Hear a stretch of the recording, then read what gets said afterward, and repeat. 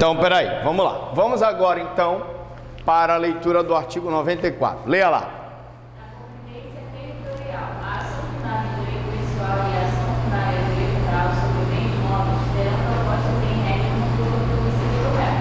Então, a ação proposta dos bens, coisas móveis, e a ação proposta dos bens móveis e imóveis será proposta, em regra, no domicílio do réu.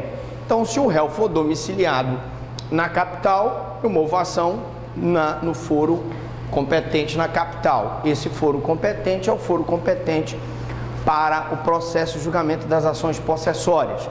Se, como eu disse, nós tivermos uma competência da justiça agrária, quer porque se trate de um conflito que gera interesse público, um conflito coletivo de invasão de terra, nós vamos mandar para a justiça agrária e nesse caso será a justiça agrária. De qualquer forma, será o foro do domicílio do réu, tanto nas coisas móveis, você vai reivindicar uma joia, um carro, quanto se for coisas imóveis, uma casa, uma fazenda, um terreno. Predominância sempre do critério material, que é a competência absoluta. Se o valor da causa é igual ou inferior a 40 salários mínimos, a competência será do juizado especial. Então, eu tenho que esclarecer que, pela lei do juizado especial, a lei 9.099/95, se o valor da causa, o valor do móvel ou imóvel pleiteado é inferior a 40 salários mínimos, eu vou ajuizar a ação possessória no juizado especial. Se for acima de 40 salários mínimos, eu vou ajuizar a ação possessória no foro da competência, que será o foro do local da residência do réu. Hipótese de intervenção da União, suas autarquias, empresas públicas e fundações. Professor Franklin, e se por um acaso aquele imóvel invadido pertencer à União, pertencer a uma autarquia, pertencer a uma empresa pública ou uma fundação instituída pelo poder público? Imagine, por exemplo, que há uma invasão no terreno do BASA, há uma invasão no terreno da Caixa Econômica, a invasão numa fundação pública. Nesse caso, toda vez que houver uma violação de bens, direitos ou interesses da União, eu vou ajuizar a ação na Justiça Federal. Toda vez que houver violação de bens ou interesses da União, eu vou ajuizar a ação na Justiça Federal. Então, a regra, professor, normalmente eu vou ajuizar a ação de reintegração de posse, de manutenção de posse, de interdito proibitório contra o réu no foro do seu domicílio. Se a minha ação tiver mais de 40 salários mínimos, tudo bem. Mas se tiver menos de 40 salários mínimos, eu vou ajuizar no juizado especial. E se envolver bens ou interesses da União, de suas autarquias, empresas públicas ou fundações instituídas pelo poder público, onde a União tem mais de 50% do poder acionário, nós vamos ajuizar na Justiça Federal. Acima de 40 salários mínimos vai ser ajuizado no foro do domicílio do réu, onde ele morar, né? Se o réu é domiciliado em Belém, eu ajuizo em Belém. Se ele é domiciliado em Fortaleza, eu ajuizo em Fortaleza. Se é domiciliado no Rio de Janeiro, eu vou ajuizar no Rio de Janeiro. Então, a União tem que ser maior acionista? Sim, aqui nas fundações ela tem que ser controladora. Se ela não tiver o controle acionário de uma fundação, ela não vai ser acionada. Tutela antecipada. Os requisitos da tutela antecipada estão no artigo 927 do CPC, né? E aí eu vou antecipar para vocês que, para que uma tutela seja concedida, nós já vimos que o ideal seria que você entrasse com a ação de força nova, que é aquela ajuizada antes de ano e dia. E evidentemente que uma tutela antecipada, e aí se difere um pouco de uma liminar, ela será concedida, por exemplo, quando houver probabilidade de dano irreparável ou de difícil reparação. Uma pessoa, por exemplo, invadiu a tua terra e com isso ela está destruindo a tua casa, destruindo a tua plantação, destruindo a tua criação de gado, destruindo, enfim, os teus bens. Então, essa tutela tem que ser deferida, porque se não for deferida, a demora no deferimento dessa tutela pode gerar para você dano irreparável de difícil reparação. Prestem bem atenção. Momento de concessão.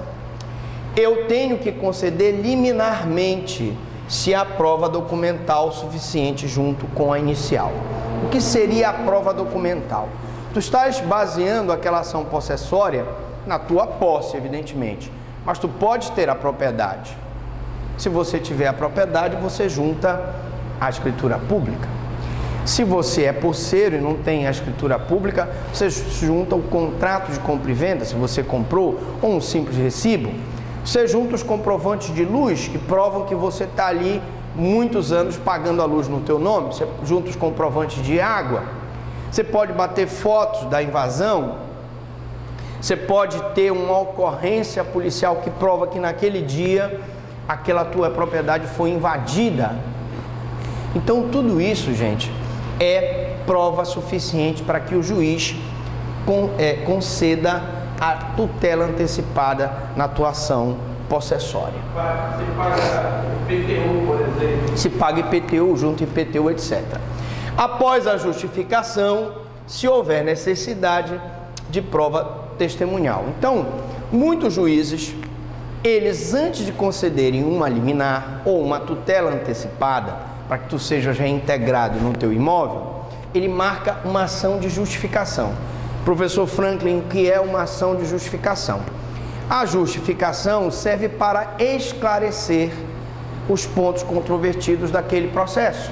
Você vai ouvir o requerente, você vai ouvir o requerido, você pode inclusive ouvir testemunhas, você pode até juntar um laudo e naquele momento da justificação, o juiz tem aquele contato direto com as partes e ele pode, naquele momento, dizer, não, realmente o autor tem razão, a posse dele foi invadida e ele merece ter o direito à reintegração nessa posse.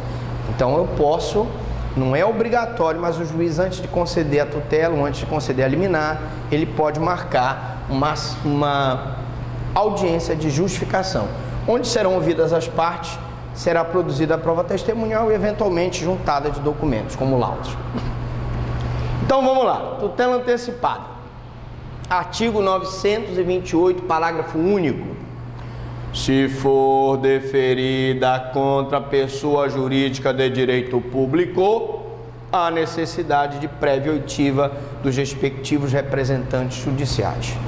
A pergunta é, professor, quando em que hipótese eu tenho que obrigatoriamente ter uma oitiva dos representantes judiciais no caso de uma ação possessória? Só quando essa ação, essa liminar, essa tutela for deferida contra a pessoa jurídica de direito público, que são a União, os estados, os municípios, suas autarquias, empresas públicas ou fundações instituídas pelo poder público. Então, se o Estado está com parte, sujeito ativo ou sujeito passivo, se tem uma tutela contra ele, se tem uma tutela contra o município, se tem uma tutela contra a União, obrigatoriamente eu tenho de ter a oitiva prévia dos respectivos representantes judiciais. E a pergunta é, professor Franklin, e se não tiver essa oitiva? Se não tiver essa oitiva, há uma violação do princípio do devido processo legal e aquele processo pode ser arguída a nulidade absoluta.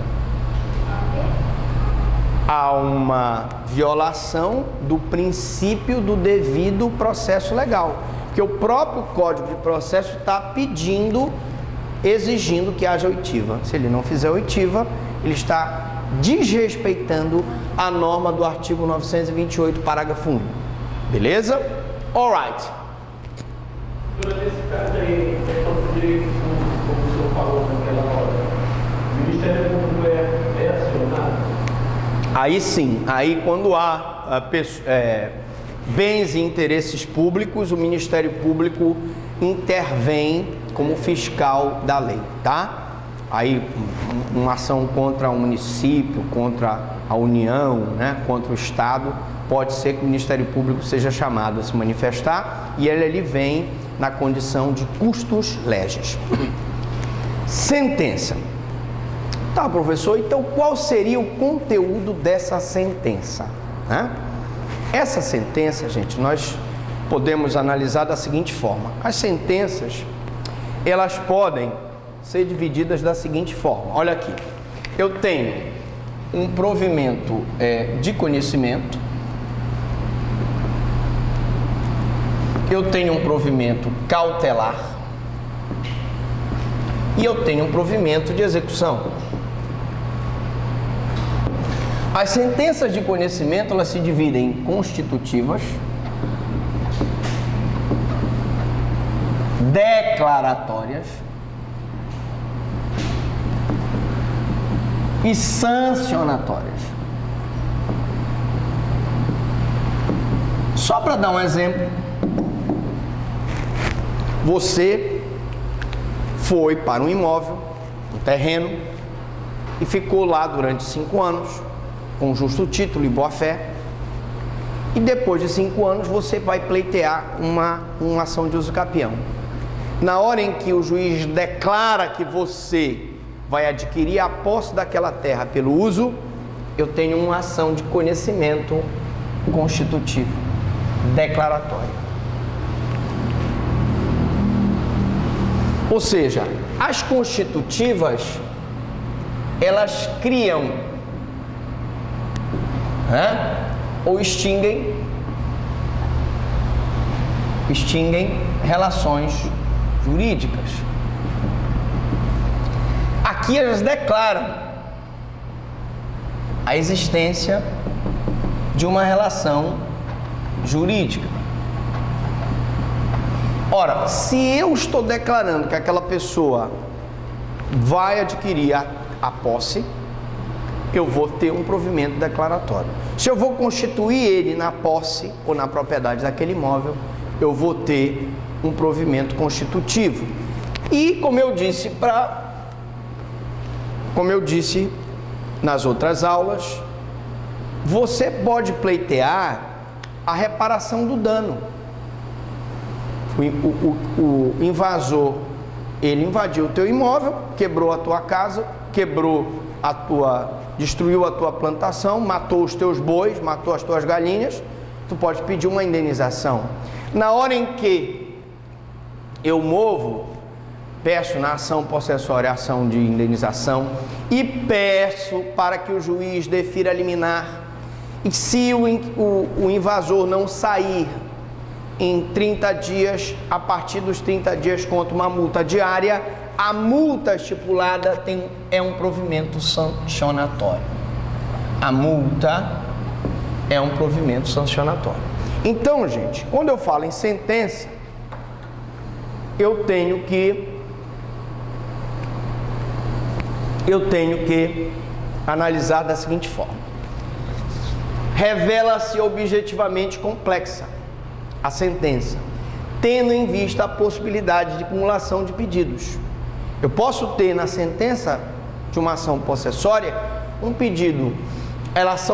Ações possessórias são ações de conhecimento, podem ser constitutivas, declaratórias e sancionatórias, por isso que elas são complexas, tá? Porque elas podem ser constitutivas, declaratórias e sancionatórias. Elas tanto constituem a pessoa na posse, como elas podem declarar uma posse, ou elas podem impor uma multa, uma sanção. Portanto, elas são complexas, tá? E elas permitem acumulação de pedidos, como eu disse. A tutela principal, possessória, é satisfeita pelo rito do artigo 461-A. Ou seja, se tem menos de ano e dia, você consegue eliminar, você reintegrado na posse. Existe grande probabilidade. E se tem mais de ano e dia, em regra, nós vamos ter aquele procedimento ordinário, que a parte será citada para contestar, vamos ouvir as testemunhas, as partes, fazer laudo para no final sair a sentença de mérito. Professor, mesmo depois de ano e dia eu posso conseguir eliminar? Pode, mas é uma exceção, tá? Eventual pedido cominatório ou sancionatório, como vocês quiserem, aqui ó, seguirá o regime do artigo 461. Ou seja, o juiz pode estipular que se o invasor não sair no prazo de 30 dias, a partir do 31º dia que ele estiver lá, ele vai pagar uma multa. E aí tem um caráter cominatório ou sancionatório. A condenação em perdas e danos será satisfeita com base no artigo 475. Eu posso também pedir perdas e danos. Danos emergentes, lucro cessante. Dano emergente, o que ele quebrou da minha casa, da minha plantação, da minha criação. E o lucro cessante, eu tinha uma plantação, eu ia colher não sei quantas sacas de milho, e como eles destruíram a minha plantação, eu vou querer receber o lucro cessante, que eu deixei de ganhar com a invasão. Como há aquelas manifestações que é a ocupação de prédios públicos? O que é isso? É uma posse de imposto? Quando há... Invadem prédio público, Sim, se apropriam desse prédio. sim. Seria uma posse?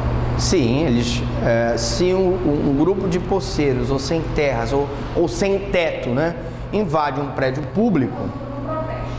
Estão ali, movimentando, procurando o prédio no protesto, eles não têm, É uma invasão à posse. Se for total, eu posso entrar com a reintegração de posse, porque houve o esbulho.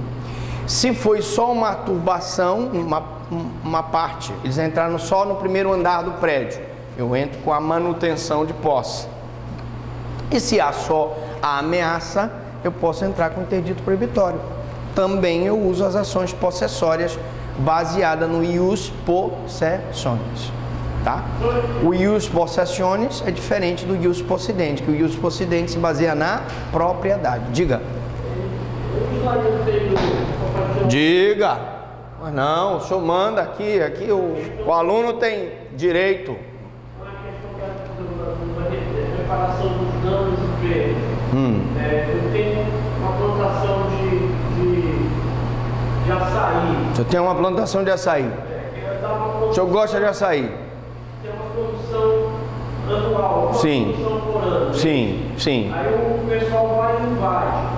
Uma produção anual de açaí. Tá, e o pessoal invade. E aí? O pessoal invade a plantação de açaí. Eles se apoderam desta produção. Se eles se apoderam dessa produção, os invasores. Eles no momento eles extraíram a produção no momento que eles tinham invadido. Sim, invadiram e extraíram a produção. Quando reintegrado, Sim, eu posso solicitar também essa reparação na produção. com certeza absoluta. Tudo que os invasores causaram prejuízo, tanto dano emergente quanto lucro cessante, você pode pedir em ação de reparação de danos. Lógico que essa reparação de danos vai ser na própria possessória. Se ele invadiu e extraiu toda a tua safra de açaí, venderam a tua safra de açaí, você vai poder pleitear aquela safra. Se tu ias ganhar 10 mil reais com a venda da safra, eles vão ter que te indenizar em 10 mil reais. Obrigado. Alright, apelação. Bom, dessa sentença que concede no mérito uma reintegração de posse, uma manutenção de posse, um interdito proibitório, dessa sentença eu posso apelar. Mas preste atenção, Essa apelação, o efeito dela é devolutivo e suspensivo se o pedido é julgado improcedente. Então, tu entraste com uma reintegração de posse, o teu pedido foi julgado improcedente, tu não foste reintegrado. O que acontece quando tu entras com recurso de apelação? O efeito dele é devolutivo, se devolve para o tribunal o reexame da questão e é suspensivo. Suspende-se essa decisão que indeferiu, que julgou improcedente o teu pedido, até que o tribunal decida se realmente tu és ou não tem direito a ser reintegrado. Efeito somente devolutivo se confirmar a liminar. Agora, se o juiz concede uma liminar te reintegrando na posse, se o juiz concede uma liminar te reintegrando na posse, nós aprendemos que quando a apelação ela se refere à concessão de medidas cautelares, à pensão alimentícia, a julgamento dos embargos de execução e a decisões no processo de arbitragem, ela não tem efeito suspensivo. Então, se você ajuizou a ação e o juiz te deu uma liminar e te reintegrou na posse, mesmo que o posseiro, que o invasor entre com a apelação, ela só tem efeito devolutivo. Ela vai devolver o exame da matéria para o tribunal, mas tu serás mantido na tua terra até que seja decidido pelo tribunal se tu tens ou não direito. Entenderam? Se a atuação for improcedente, o efeito é devolutivo e suspensivo. Mas se a atuação confirmar a liminar, que tem um caráter cautelar, ela não tem efeito suspensivo. Você ficará na terra reintegrado até que o recurso do invasor seja julgado. Até rimou. Bom, da ação de enunciação de obra nova, só para a gente ver que a obra nova está relacionada também com essa matéria. Então vamos falar agora dos artigos 934 até 940 do CBC. Qual é o conceito da ação de enunciação? Consiste na providência tomada em juízo com a finalidade de evitar que a obra seja concluída ou tenha prosseguimento. Então imagine, por exemplo, que você mora no imóvel e do lado estão construindo um edifício e na hora da construção, vocês já devem ter presenciado isso acontecer, o cara bate a estaca dele lá, racha o teu imóvel. Lá de cima do edifício cai uma pedra, danifica o teu telhado. Então, qual é o objetivo da anunciação de obra nova? Consiste na providência tomada em juízo com a finalidade de evitar que a obra seja concluída e tenha prosseguimento, bem como obrigar o responsável por ela a restabelecer o estado anterior. Então, se a bate-estaca do prédio bateu e quebrou o teu imóvel, tu tens direito à reparação da rachadura. Se caiu uma pedra lá de cima do prédio, danificou o teu telhado, tu tens direito a uma indenização pelo teu telhado. Não só eu vou obrigar o responsável a parar a obra, se a obra estiver prejudicando o meu imóvel, como eu vou pedir as perdas e danos. Fale lá, diga lá. A família da minha mora lá no prédio, que estão construindo uma torre. E devido a esse problema, como a casa centenária, a casa de antiga, acho que até tombada, a casa foi danificada, a estrutura da casa começou a. Então, eles estão reparando a casa, mas está toda a produção do hotel. Se existe uma torre sendo construída e a construção da torre está danificando a casa, a empresa de construção civil coloca a família num hotel e repara a casa. Tudo por conta da empresa, tá? Pois não? Idem. Se o vizinho está fazendo uma obra e a obra dele está gerando danos ao teu imóvel, tu tu podes entrar com uma anunciação de obra nova também. Bom, legitimidade. Quem pode entrar com a ação de anunciação de obra nova?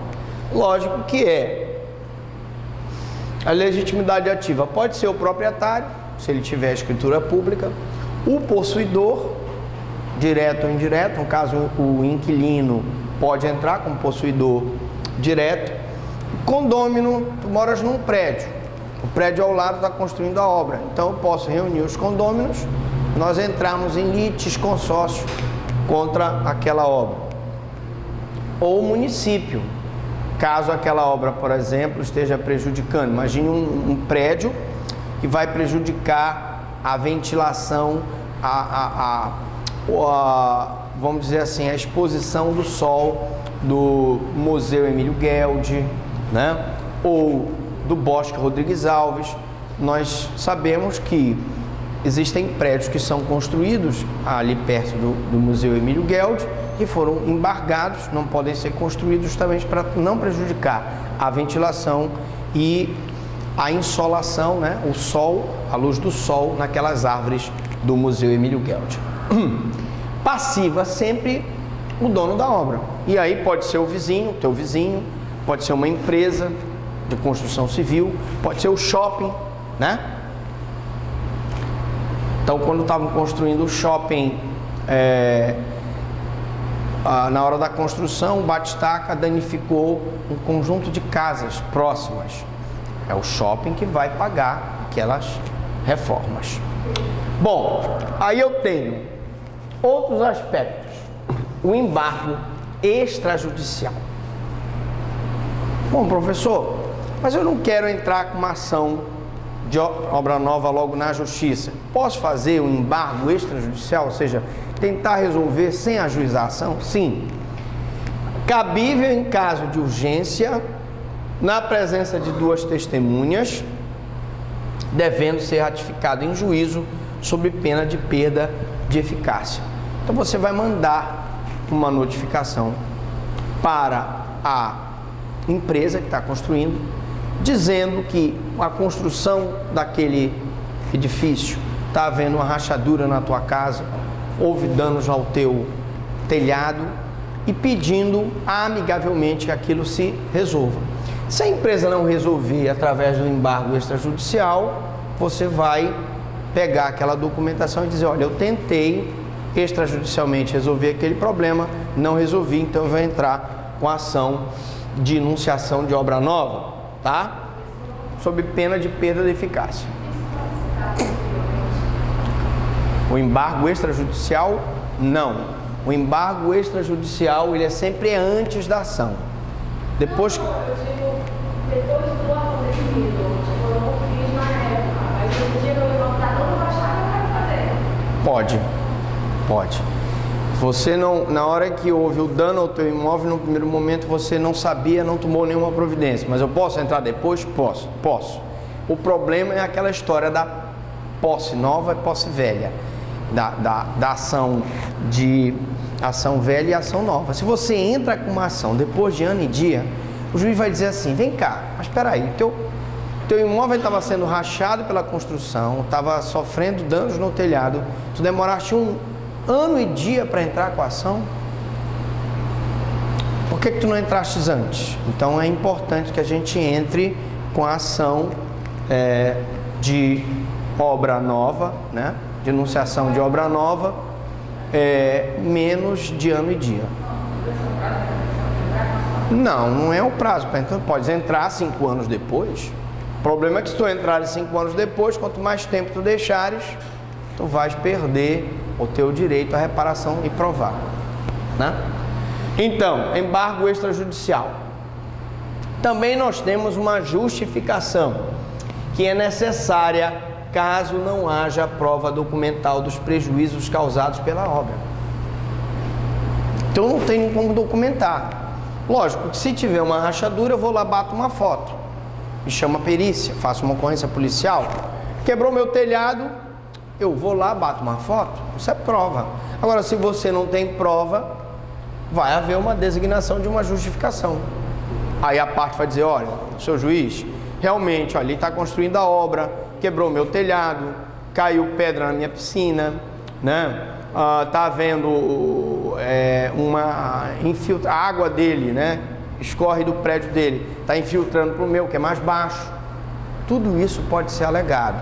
Isso vai ser através de uma justificação judicial, caso não haja prova documental dos prejuízos. Prosseguimento da obra embargada. Tá, professor, e mesmo assim, eu entrei com a anunciação, consegui uma liminar para segurar a obra, e aí?